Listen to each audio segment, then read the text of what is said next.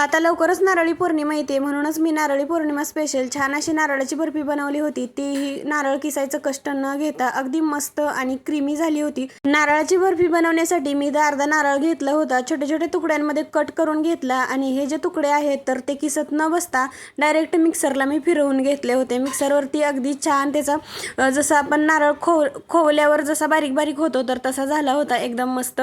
आणि मग मी इथं घेतली होती मिल्क पावडर, तर मला अमूलची भेटली नाही, ही अमूल्याची होती। जी तुम्हाला भेटेल ती मिल्क पावडर घ्या। इथं 1 वाटी नारळाचा चव झालेला, तर तो कढईमध्ये थोडंसं तूप टाकलं, त्यावरती छान असं भाजून घेतला। आता 1 वाटी नारळाचा चव होता, तर त्यामध्ये मी 1 वाटी किंवा 1 वाटीला थोडीशी कमी साखर टाकली होती। जसं तुम्हाला गोड आवडतं तसं कमी जास्त घेऊ शकता। साखर टाकून छान असं कमी गॅसवरती भाजून घेतलं, अजिबात गॅस वाढवायचा नाही, गॅस वाढवला तर पूर्ण करपून जातं।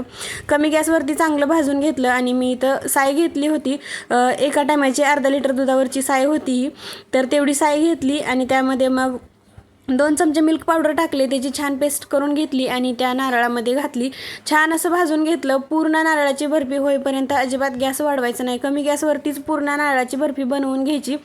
सतत हलवत राहायचं, कमी गॅसवरती भाजत राहायचं। नंतर मग मी वेलदोडे पण 2 फोडून टाकले होते, तर त्याने पण छान असा फ्लेवर येतो।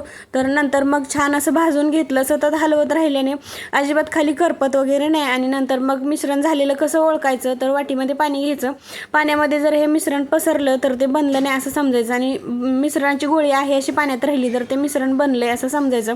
नंतर मग तूप लावलं होतं एका ताटाला आणि ते छान असं ग्रीस करून घेतलं आणि जे काही मिश्रण बनलेलं होतं बर्फीचं तर ते ताटामध्ये काढून घेतलं आणि एका पेल्याला थोडंसं तेल लावून ते छान असं पसरवून घेतलं।